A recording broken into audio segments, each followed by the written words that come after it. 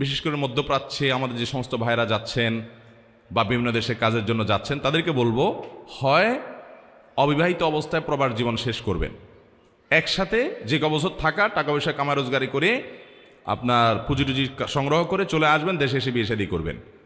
আর না হয় বউকে বিদেশ নিয়ে যাবেন, দুইটার একটা। বউরে দেশে রেখে আপনি বিদেশে পড়ে বছরকে বছর প্রবাসে থাকবেন, এটা কখনো ইসলামের দৃষ্টিতে ভালো জিনিস হতে পারে। স্ত্রীর অধিকার আছে না নেই?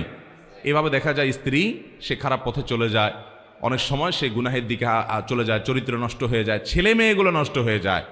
সবচেয়ে বড় সম্পদ ছেলে মেয়ে। টাকার লোভ এত মারাত্মক।